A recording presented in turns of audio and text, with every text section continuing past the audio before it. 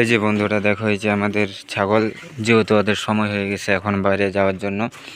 আর এই যে একটা পাঠি, তো এই পাঠিটা ছোট হলে কি হবে, এই পাঠিটাও মোটামুটি ওর বয়স প্রায় 4 মাস, কিন্তু 4 মাস হলেও আমার মনে হয় যে এই পাঠিটাও গাব আছে।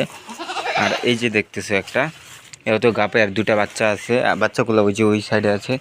আর এই যে একটা কান ভাঙড়ি, তো এইটা ব্ল্যাক বেঙ্গল হইলেও তবে এর জাতটা একটু অন্যরকম, অন্য টাইপের ছাগল।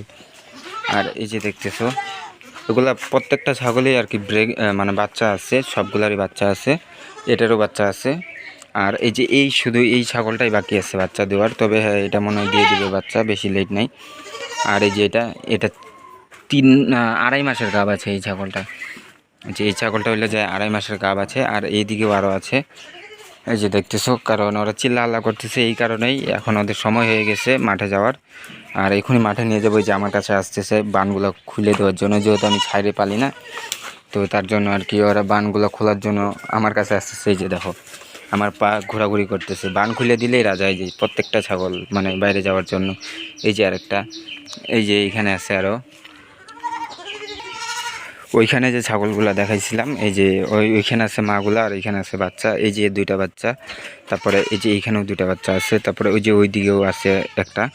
তো এইখানে টোটালে 5টা বাচ্চা আছে, আর সব ছাগল এইখানে আছে। আর এই যে আমার ছোট্ট মোট্ট ফার্ম, এই যে এখানে ফার্ম, আর এইটা হলো যে পুরো ফার্মের এরিয়া। মানে এই জায়গাটা এইখান থেকে মোটামুটি অনেকটা গ্যাপ আছে। তো ওই যে দেখতেছো, আর এখন আমি মাঠে নিয়ে যাব ছাগলগুলোকে সবগুলোকে, কারণ মাঠে না নিয়ে গেলে ওদেরকে খাওয়াবো কি।